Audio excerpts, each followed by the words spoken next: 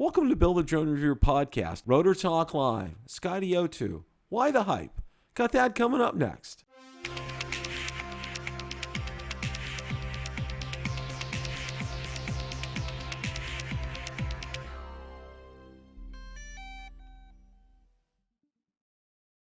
On Rotor Talk Live, I was joined by Marcus Crawford, and we talked about a number of subjects that night, including the new Zino 2 that was announced by Hubsan.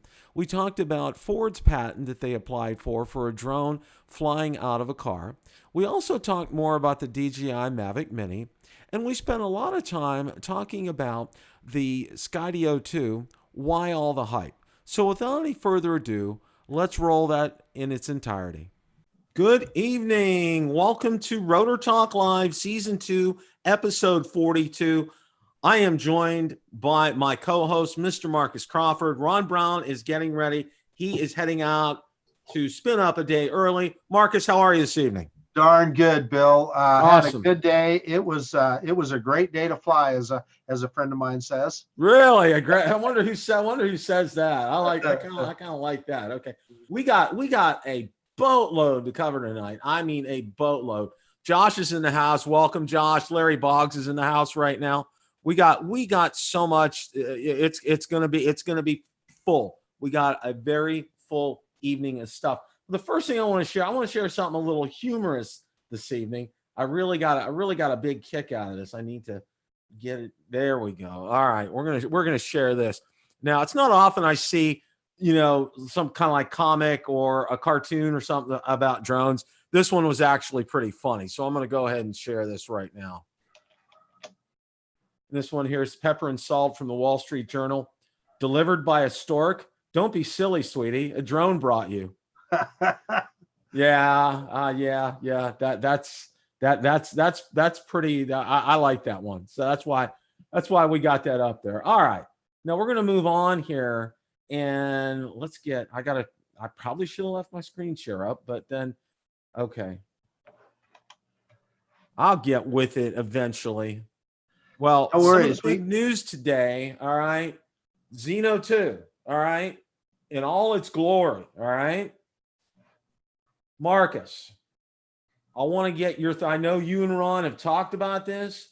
I am interested in hearing your thoughts about the Zino 2. Well, Bill, so what I'll say is clearly it's a real deal, because that picture is from some Hong Kong electronics show. So, and you could see it, that big poster on the side there was huge.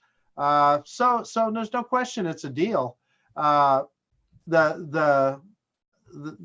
like Ron and I discussed earlier, I think it's going to key on the price point. The one thing that I think they can really hang their hat on with that drone is that 4K 60 frames per second. The other thing is they're claiming 33-minute flight time, which, knowing the way Hubsan works, I'll believe that when I see it. They say that the current Zino is 23 minutes, I think. And, most of us are getting about 15 or 16 minutes. So even at that, so let's just say for the sake of argument that they overstated it and it's 25 minutes. That's still a great flight time. And if you think about it, that drone is about where the Mavic Pro was, the original Mavic Pro, a few years back, except for it does not have obstacle avoidance that we know of. I would suspect if it had obstacle avoidance, they would have been screaming it out on that one page. But it does have that 60 frames, 4K 60 frames, which is a big deal to a lot of people. That said, what a Zino fan I am. I'm looking forward to it. If the price point is, at $400 or thereabouts, it'll be a big deal. So yeah, that's what I was going to next ask you was price point. And I think if they price this right, and I think this is huge. This is really key for them, because they were kind of like all over the map with the Zino when it came out, and it was just almost like the law of supply and demand at first and everything. And then, if they price this right, it's going to be unbelievable competition for everybody. Well, it depends. We got to see what the specs are on the Mavic Mini too, because if the True. Mavic Mini is really $400, And even if it doesn't have 4K 60, yeah, there's just a lot of things. There's so many unknowns out there. Well, we don't know what we don't know, right? We don't know what we don't know. Exactly. Well, Yeah. we're definitely gonna get into and talk about the Mavic Mini here in a minute. But this is exciting. I mean, here we have a year as far as drones are concerned. And let's say, for the sake of argument, I'll say non-toy drone releases were at a minimum this year. Okay. We really didn't see a lot from, and I'm including like Theme, I'm including Hubson, I'm of course DJi, Parrot. You wanna maybe stretch it the Anafi Thermal, but that really wasn't consumer related. There really wasn't a lot, and now here we are, last 3 months of the year, and boom, we're getting a Skydio 2. Boom, we're getting the Mavic Mini, and boom, we're going to get the Zino 2. I mean, all within the last 3 months. Well, then don't forget the Zino Pro. The Zino Pro is coming out too. That's true. Right. Now, and you might even throw that little unique Mantis, whatever it was. The Mantis G. That's right. The Mantis G. I think it's worth mentioning simply because it did have some kind of unusual features on it. It does. You're right. You're right. And I think that's coming out. I think it's going to be available. It's shipping, I think, end of this month. So I'm anxious to see some reviews on that and see what we get from something like that. Right. As far as that's concerned. But it's like all of a sudden in these last 3 months of the year, it's just like boom, boom, boom. Here we go. I mean, it's just like super concentrated right now. I mean, your checkbook has to be fat right now. Well, it's to your point, I kind of been selling off some older stuff to build up that war chest because I look at all this stuff. God, there's not a one of them I don't want. So I'm going to have to figure out a way to make that happen. See, it's hard. I mean, well, and we're not going to talk about it tonight. We'll probably be talking about it next week. But it's rumored the Mavic 3 is going to be coming out maybe end of January, okay? And that poses a real dilemma for me because I'll tell you what, I love my Phantom 4 Pro V2.0, and you got to pry my cold dead hands off it. But, my baby is that Mavic 2 Pro, okay? It's just like, I almost tuck it in bed with me at night, that kind of thing. That's how much that drone is to me. I mean, it's just absolutely, positively stellar. I mean, well, I told you what I did with mine today. Yes. And Marcus, why don't you go ahead and share that right now? And then I'm going to share an article after you do that. Are you ready to go ahead and share that? Yeah, I can do that. So let me give you the setup a little bit. So all the talk about two things. I woke up this morning and it was a beautiful blue sky day. And I'm, of course, like everybody else, the first thing you do is hit the internet looking for the latest news on Skydio, Mavic Mini, whatever else. And I got to thinking about the Skydio and boy, how cool that is, 360-degree avoidance. And then it dawned on me, I have a drone in my quiver right now that has 360-degree obstacle avoidance and follow me. So I took the Mavic 2 Zoom and I put it to the test. So let's see, I am going to share my screen now, Bill, if I can. I might have to go to my full screen here and then bring up the video. So that's what I'm going to do. I'm going to share my whole screen and then bring the video online. Can you see that? Yes. Okie dokie. So what I'm going to doing now, I'm in follow me mode and the drone is right behind me and I'm going to walk right between those two trees and that light pole and watch what the Mavic 2 Zoom does. I just think this is phenomenal.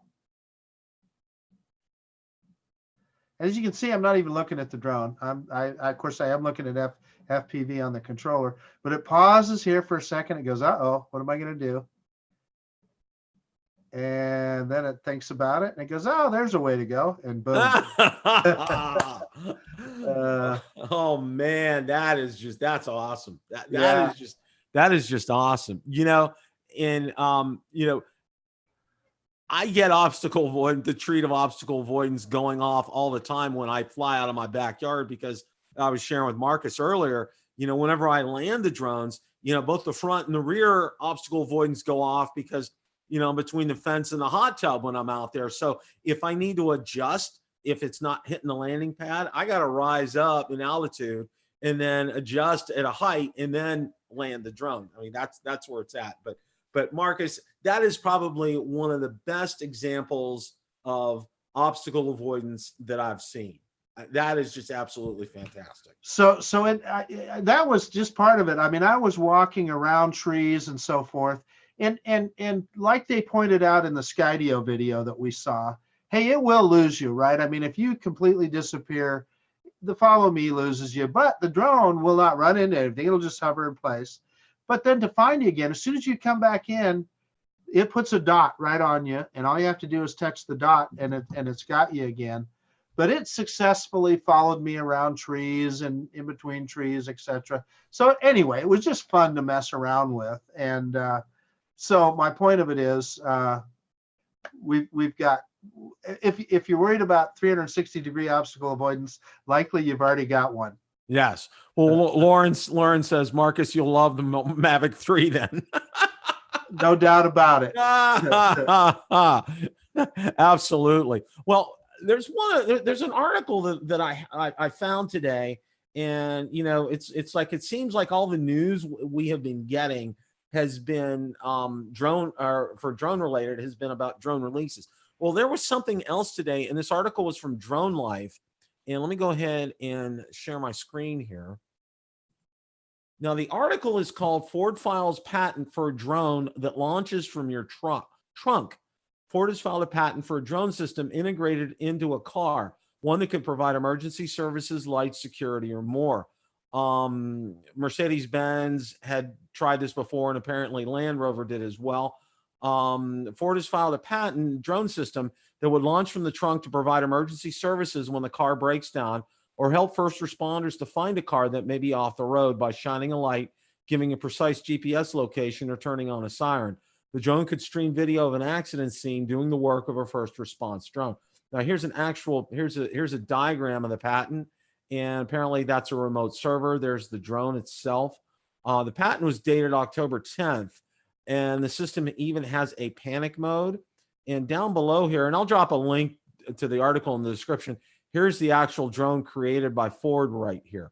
So, Marcus, what are your thoughts on something like this? You know what, Bill, what that could be a first step towards is, when you have, I'll bet you what they're thinking about is when there's autonomous cars out there and they want them to be able to call for help. That sounds perfectly reasonable, and I'm quite sure that'll be a thing. Oh yeah, I mean, this is. I mean, it just really grabbed my attention right away because I'm always like, okay, stuck in traffic. Wouldn't it be wonderful to launch a drone to go up and see how far the traffic is ahead of you, so you know what's going on, that kind of thing? How many times have you been sitting in your car and that's happening? It's like, is there an accident? What is there construction? What's going on? And you don't know, and you're sitting in your car for 30 minutes. Yeah, like Ken says, or capture an accident scene as well too, and bring that back to first responders. That's like, by the way, welcome, Original Dobo. Brad Hendo's in the house, Mike Kinney's in the house, Lauren's in the house, Metro Drones is in the house, Josh is in the house. Yeah, okay, all right. Well, yeah, we kind of covered it here. All right, now we're going to we got a couple of other things that I really want to talk about tonight. And one of them is, now I'm going to put up this article from, let me see if I got to get it up here. Let's get it here. Okay. Now this article's from Joan DJ, and let me share my screen here. Better with the drone says useless in case of a rollover. That's probably true. Yes, that Better with the Drone. That's probably true. Okay. Now, one thing that I really kind of wanted to hone in on tonight. Okay. Now, some of these have been confirmed. The 4K at 30 frames per second and 12 megapixel stills. The flight time that it does have a remote controller. Now, there's been a lot of talk, and I've looked out on forums regarding the range of the drone, being reportedly 3.1 miles or about 5 kilometers and the top speed of 31 miles per hour, about 50 kilometers per hour. What I want to focus in on is the range tonight. Now, one of the things that I looked up on the FCC Grant ID database, and I don't have my screen up for that, is that the Mavic Mini frequency that it's allowed in the U.S. is 5275 to 5850 megahertz, and there's no dots in there. Okay, that's the frequency. But if you look, for example, the Spark had a 2.412 to 2.462 gigahertz, and the Spark had a 5.745 to 5.825 gigahertz, and that was a Wi-Fi drone. Now, the Mavic Pro had a 2.4 to 2.4835 gigahertz, and also 5.725 to 5.850 gigahertz. Now, reason I'm reading these numbers to you is for a couple of reasons. One, the drone companies have to specify to the U.S. what frequencies they're going to be operating on in that country, and that's why this whole thing about the FCC database, that's it in a nutshell. That's the reason that they do this, and they have to prove to the FCC that it is operating on those bands and only on those bands. Okay, I think that's important here. And the other thing is this: from looking at the frequencies here, you cannot tell if this is going to have, say, for instance, Wi-Fi or OcuSync, because it will operate on these bands here. As I read, the Spark was operating on the same bands as the Mavic Pro. So, it doesn't really, that's not the significant point right here. But from everything that I'm hearing from my sources, they are saying that it's going to be OcuSync. And one of the reasons that they strongly believe this is that the range is strongly reported to be 3.1 miles. And Marcus, on a Wi-Fi enabled drone, you will not get 3.1 miles. Am I correct on that? Yeah, you're absolutely correct. So it's some kind of an enhanced system. So now whether it's OcuSync 2 or who knows, they could have some complete different system. But yeah, that certainly wouldn't be just a regular Wi-Fi drone for sure. Yeah, I absolutely don't think so. And, one of the other things that I wanted to talk about while I still have this screen up here, all right, one of the other things, a lot of people are talking about the 250 grams and how, here in the U.S., the only difference is we won't have to register it. But from talking to some of my friends up in Canada, now they're different up there, okay? Now, they not only have to register their drone, but they have to take what you call a basic exam, a pilot's exam, okay? This isn't even a Part 107, but a basic pilot's exam, probably a little more detailed than what those questionnaires that DJi used to have when they would come popping up on here. But what I'm saying is, with a sub 250 gram drone, it eliminates not only the registration in countries like Canada, but those people who have that won't have to pass that pilot to get that pilot certificate or whatever they call that. And that's not only in Canada, but that's worldwide. There are a lot of countries that do it like that. It's completely different from the system that we do that in. So, and I think that's important. And I think a lot of people need to kind of hone in on that. Marcus, what are your thoughts about that? Absolutely right. That's so. I'll be honest with you. I wasn't thinking about that at first. I was thinking about just here in the U.S. I hate to say it. People just not wanting to put that sticker on their side of their drone, but definitely in Canada and the rest of the world, there's some big advantages to having that under 250 grams. The other thing that when I think about the Mavic Mini that may be a big advantage, Bill, and actually Ron Brown is who brought this up, and I thought, it made a lot of sense to me, and that's the fact that if it truly is super, super compact, one of the things with the Spark that I love is how easy it is to travel with. It's so small, it's so easy to deploy, so easy to retrieve. If this thing is even smaller than that and even more convenient, how many times are you going to take it? So maybe you're going someplace and you aren't necessarily thinking about flying a drone, but hey, just like you would with a camera or something, I'm going to take this with me just in case I see something that I want to do. And it's small enough and convenient enough that you can do that, that alone would be worth the price of admission to me. Now, air photography, put in the chat, the basic exam in Canada is quite difficult, but it's open book. It does allow you to do commercial work as well. Air photography, thank you for posting that there. And Lauren, thank you for your post as well, too. So I think that's important to understand that, it's different in different countries. And I mean, and if air photography, if I'm right, you're able to do that online. So you don't have to go to a testing center to do that, which I think is very interesting compared to the exam we have here in the United States, which is really basically from the private pilot's exam as far as that's concerned. So, wow. Okay. Well, I wanted to bring this up. And the other thing I wanted to touch on too, Marcus, and get your opinion on this is, again, I've seen this in the forums as well, and I've gotten a lot of comments about this. If it's as light as they say it's going to be, it's going to be pushed around in the breeze like nobody's business. What are your thoughts on that? You know what? It makes sense. I mean, if it's lighter, it's not probably going to be. How do we know until we get it? Depends on how powerful the motors are. But, it does make sense that a lighter drone is going to get blown around a little bit. I guess that's one of those kind of wait and see things. But I think that's a valid concern. Yeah, you're right. And what I've told people is this. Think about it when, for example, when I'm hearing the Mavic 2 Pro, especially when it's landing and it's on a windy day, you can hear the engines rev on each side, okay? Because it's compensating for that wind, all right? That's why it's so good in the wind. Who's to say that it's not in the Mavic Mini, okay?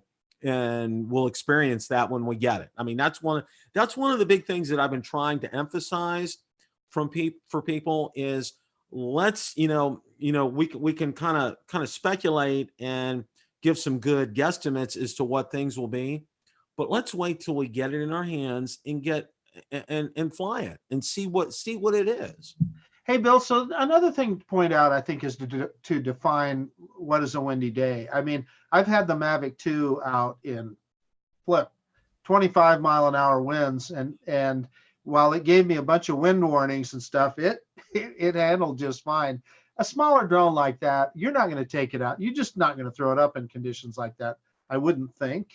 So as long as it can handle 10, 15 mile an hour gusts, hey, I would say would be good enough.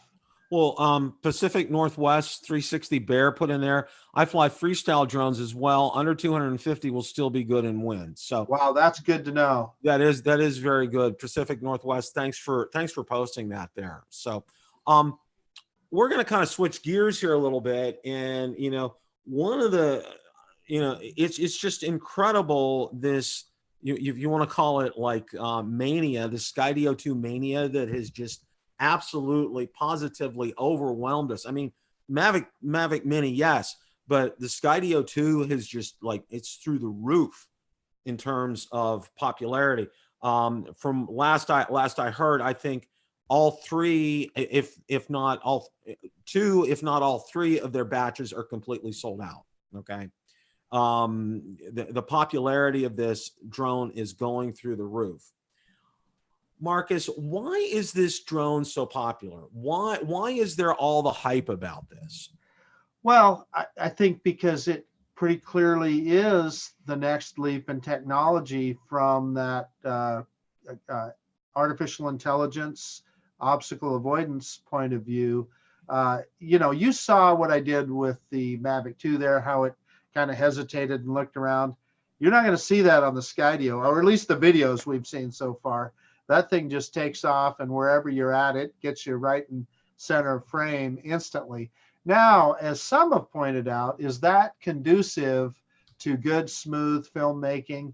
Maybe not, but to be able, if I could know that I can safely fly my drone, even with the controller now, I'm saying, not the beacon, if I can fly it through a grove of trees or near something and know that I'm not going to hit it, that's a big deal to me. And I think a lot of people, it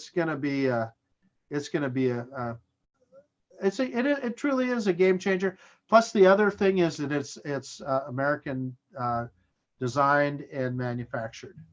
Yes, and that was just Mike Kenny just put that in there as well. It's an American drone, and I think that's really grabbed a lot of people's attention because while the Evo was it's an American company, it was manufactured over in China and shipped over there. With the Skydio, it's assembled out in California. I mean, that's where they're putting them together. Hey, take a look at what Cold War Television says, and I think that's a great point. It's a good B-roll drone. You know what, Cold War Television, I think you really kind of hit a nail on the head with that. Yeah, it is going to be a very good, excellent B-roll drone. Yeah, he's right. He's absolutely right with that because, and I think the thing that really kind of gets a lot of people's attention, and it grabbed my attention right away, is there was a controller with this. Okay, it wasn't just completely autonomous like the Skydio 1 was. Okay, and got to give Skydio so much credit because what they did was they went out there and they partnered with Parrot to have them just, can we use that controller? Parrot said, absolutely. It's a win-win for both. I mean, Skydio didn't have to spend all that time and resources because to create something from scratch, like a controller versus using someone else's controller, that's a huge cost savings right there. Okay. And, Parrot makes the money. Skydio gets an excellent product, and we as consumers benefit by having that at a reasonable price. I mean, the original Skydio 1, I think it was like $2,700, and now it's just like, it's incredible. Yep. It really is there. And, and one of the things that somebody mentioned earlier today too, is a lot of these videos are coming from overseas. We're not seeing a lot of people from here in the United States getting a hold of the Skydio and testing them. And a lot of people were asking me, are we going to see some more videos from people here in the United States? And see, I would say this: if we were at, if this was say a DJi release, okay, obviously as soon as it hit, DJ, people would put their videos out. Evidently, there's no NDA kind of thing with Skydio. I don't think they have that. That's why all these people are putting these videos out. But it's interesting how Skydio is doing this. They're kind of doing it backwards from what we've seen as far as DJi is concerned.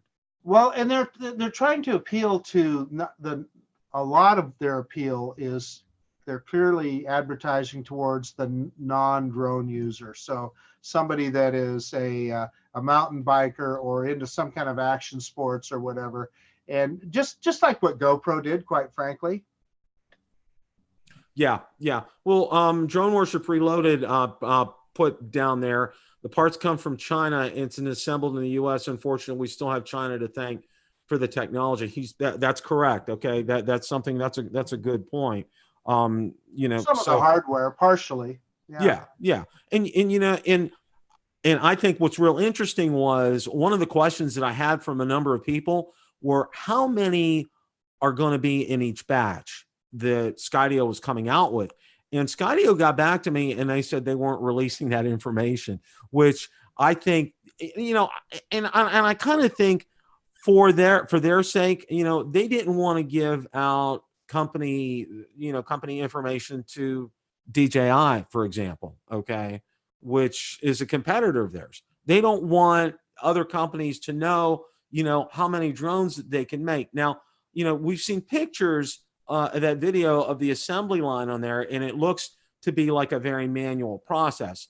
And if you watch the video that I put out, taken from the Mavic Air that was on the internal memory, you could see how, when the Mavic Air was being made, a lot of that is a very automated process. There's still a lot of human intervention with DJi, but I think, you're seeing a difference in terms of manufacturing styles, because and one of the things that I think if the Skydio 2 takes off and is such a good hit, which I think it will be, if it lives up to all of its hype and what we're thinking about, I think what we'll see there is they'll have the capital to be able to spend to improve their manufacturing facilities, thereby getting more of these drones out to the public.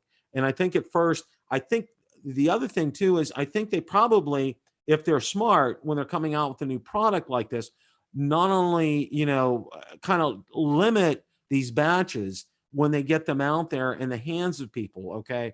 This first batch that you and I and Ron are going to be in, it's going to be interesting, when we get these, because we're going to get them out there. We're going to put everything, we're going to put them through their paces.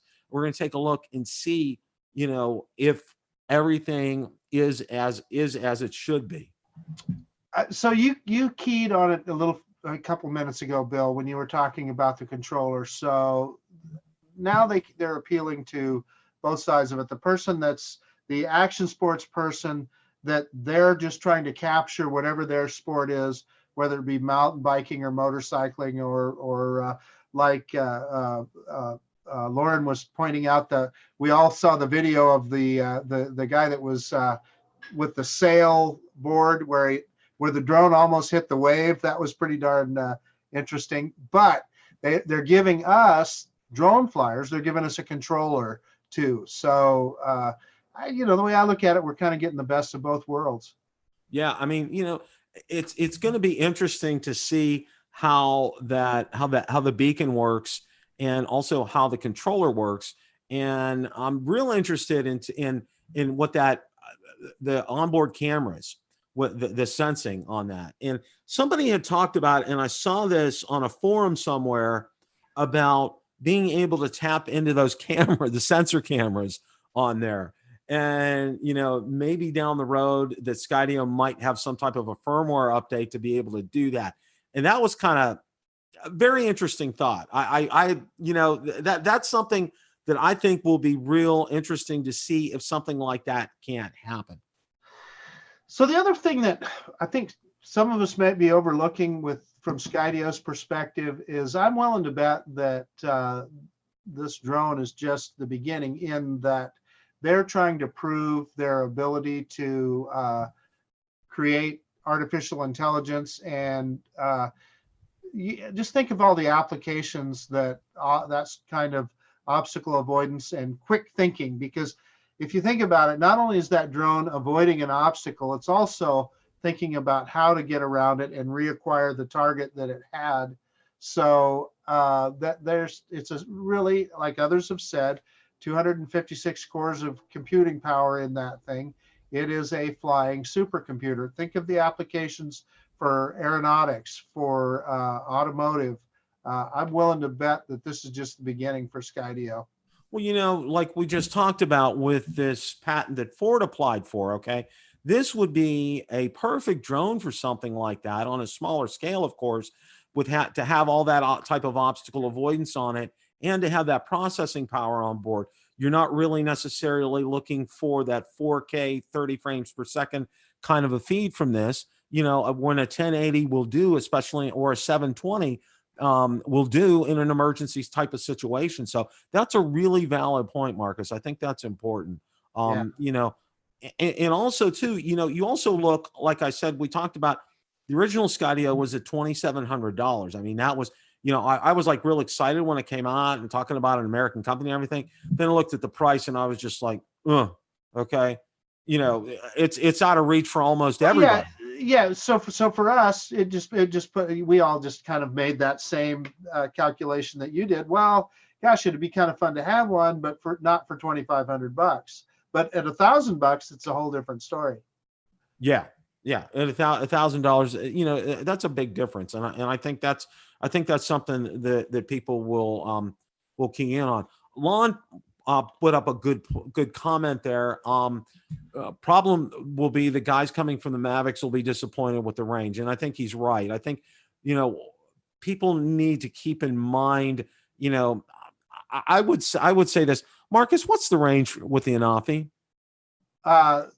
The Anafi, you know what? I can't tell you. I've had it out 2 clicks, and that's as far as I ever wanted to go with it. Okay. I've never tested it out at full range, but I was out over the lake one time and I had it out 2 clicks. Okay. Well, I'm kind of thinking what we're gonna see here is that, you know, as far as the range is concerned, I think Lon brought up a good point. You know, if you're expecting to get like that Mavic 2 type of range, you're not going to get that, okay? Because, you know, the transmission system is completely different on this. And, you know, the processing power on this is more geared toward obstacle avoidance than anything else. I mean, that's its primary mission. And, you know, getting the remote controller in this case, I think it's a bonus. I really do. Yeah, there's some good comments here. Computer Techie is saying Skydio is like Tesla. I think that's, I mean, probably not exactly, but I think that's a valid comment. They definitely are probably in their very beginning of what we're going to see from them. You know, will we see Skydio taxis, air taxis at some point? It's possible. It could be. And then Michael Weldon talking about how will it perform over water. You know, with the cameras, I don't know, because we all know that DJi drones, they always tell you to turn off all of their downward facing sensors when they're over water. So that's a good question. We did see the video of the guy with the sailboard. And the drone, it missed. You thought it was going to hit that wave. Yeah. Oh, boy, yeah. It went up right there at the last second. That was real interesting. Now, Drone Worship Reloaded put in there range is 1.5 kilometers. So, you know, that really kind of puts things into perspective, especially, you know, when we're spoiled flying like the Mavic 2s, you know, with the range that we get with something like that. So I think, again, you know, one of the things, and we said this about the Mavic Mini, and I think the important point is we need to kind of, if I want to use the word, temper our expectations, because this is not a Mavic 2, okay? And it doesn't even pretend to be a Mavic 2, all right? I think we're going to get good quality to maybe excellent quality in terms of the pictures will be okay. I think the video will be good to excellent, but I think the obstacle avoidance is the key feature in this, and I think people are going to use it the most for that. However, it's going to be interesting to see how this works with the remote, because we really haven't seen, except for that video that was inside the garage with the cars, we really haven't seen any video as far as the remote is concerned. So that's going to be real interesting to see how that responds and how that behaves. I'm really excited about it. I think it's a step in the right direction. Hey, can I throw one more thing out there, Bill? Sure. With regard to range, I got to be honest with you. You know, they're making a big deal out of that with the Zino, that the Zino Pro is going to have 4 kilometers. I got to tell you, that Zino will go all of a kilometer. That's just as far as I ever want to go with that drone. I mean, you know, for sure, if you're saying that thing's in line of sight when it's out there a kilometer, you've got some kind of Superman eyes or something.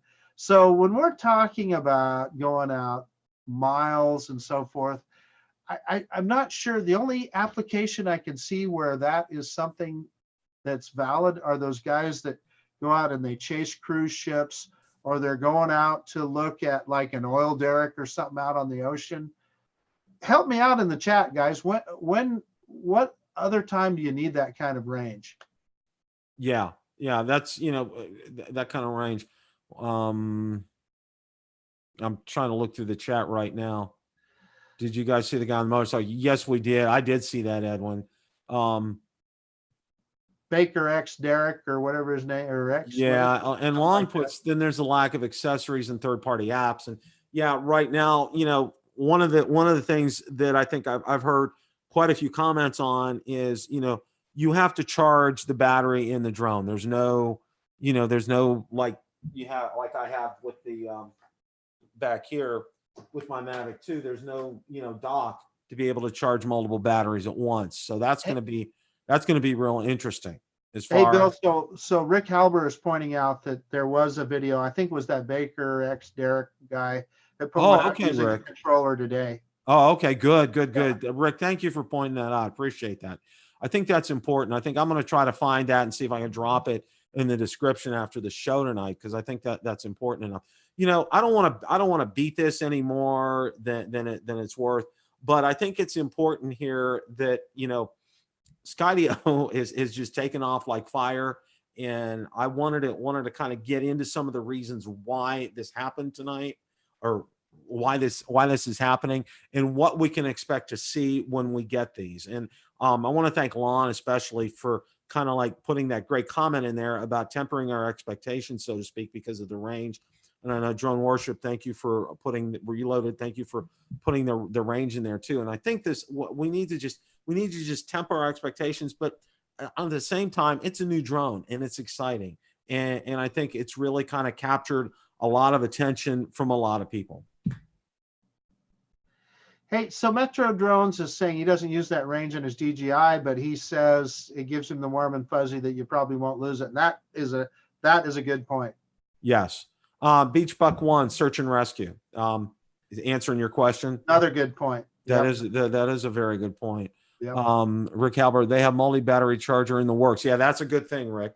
I think that's something that's going to be real important as far as that's concerned. And especially, I mean, Lon brought up the third-party apps too. I think that's going to be real important that those apps will be available for us, or maybe one or two will be available at startup. I have one on pre-order for sure, but I'm keeping my eyes. Okay, part of the hype about the Skydio has been a lack of releases this year. Lauren, that's a very good point as well. No doubt. That is absolutely right. I mean, up until this point, the only things that we've seen really released, DJI released, the agricultural drones this year. They had the FPV releases, but it was really FPV parts and remotes and things like that. Really wasn't a drone per se, and we really haven't seen a lot. I mean, even in the non-toy grade drones, as far as releases were concerned, and then boom, we get this, and it's just like it really kind of captured everybody's imagination as far as that's concerned. It certainly has ours, hasn't it, Bill? Oh, it has. It really has. So, and, kind of moving on here just a little bit, and I wanted to talk about this before we close up shop tonight is, it's been heavily rumored that a Mavic 3 is on its heels probably at the end of January 2020. And from what they're saying, and this is what I hear, is that it's going to be everything that a Phantom 4 Pro was, but yet in a Mavic 2 body. So, wow.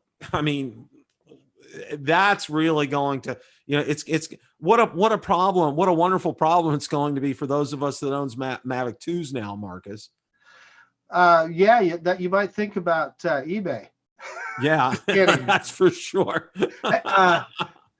So I want to comment on the prospect of a Mavic 3 and what would get me excited about one and what would get me to purchase one. And if you could get that Hasselblad camera with some level of optical zoom and all those other things that you were talking about, Bill. Yeah, you know what? I'd probably shell out a couple of grand for that. I probably would. Well, Drone Worship Reloaded, he actually brought up a good point.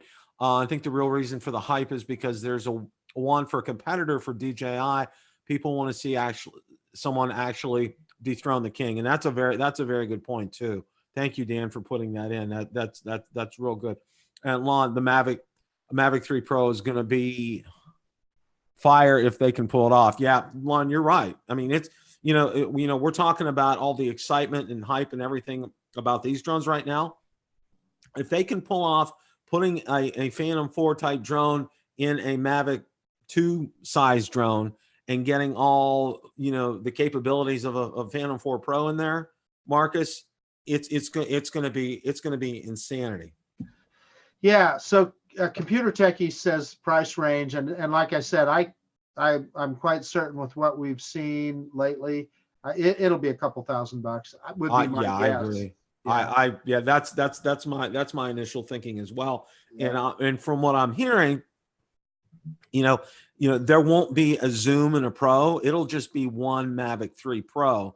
Okay. And from what I'm hearing is that it will have the Zoom capabilities in it. So, I mean, like I said, this is going to be that'll get me. I mean, I'm just telling you. This will be a kicker. This will really be a kicker. The trend has been going towards portability, and we see that now with the upcoming Mavic Mini release.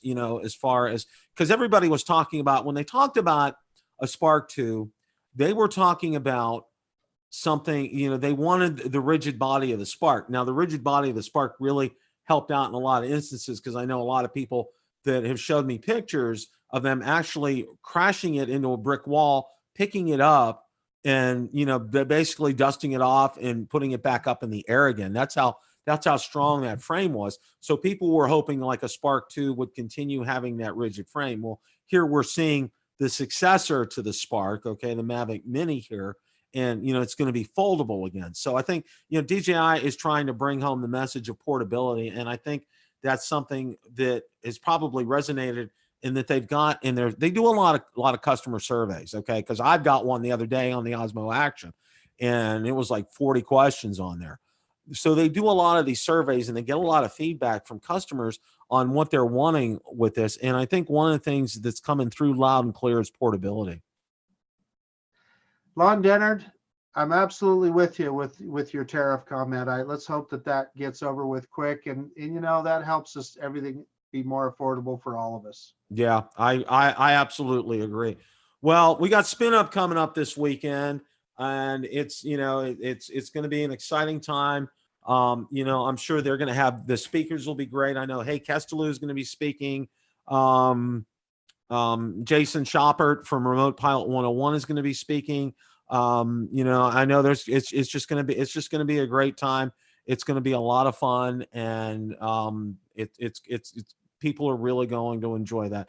I give a lot of kudos to Kelly Shores for organizing this, because it's, when you organize even an event, because I know when I got with Ken and Billy to help get an event here in Tampa, just even a free event, I mean, it's still a lot of organization and everything. And on top of that, this is a paid event with a venue, and trying to help get hotel rooms booked, and all this kind of stuff. I mean, it's just something that I think is just incredible. So my hat is definitely off to him for this. Pulling this off. One of the things that I'm really looking forward to, Bill, is seeing if Ron Brown is actually a real person or just a computer simulation.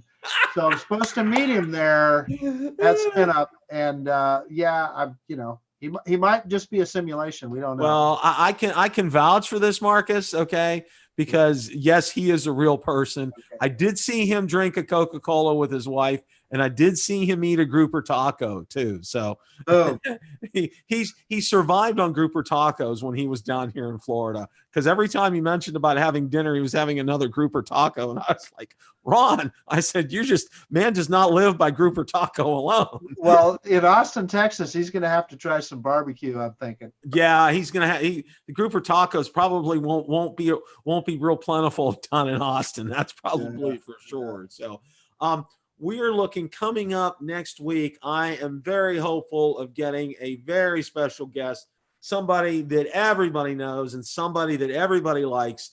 I'm going to release the information as soon as he confirms that. It's a he, of course. But this is a guy everybody likes. I mean, you can't help but like him. And he's obviously, he's going to be at Spin Up as well too. That's why I was going to try to get him on tonight, but I thought, since he's going to Spin Up, I wanted to give him time to get ready.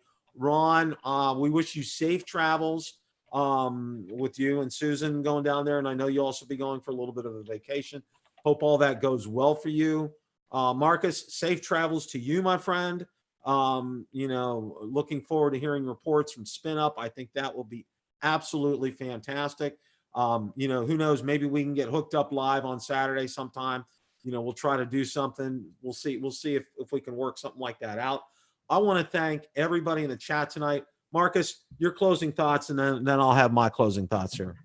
Well, let's see. So I'm going to shamelessly plug, I've got a video coming out probably tomorrow. I took the FIMI X8 SE out over the Snake River Canyon. My hope was to take some panorama shots with it.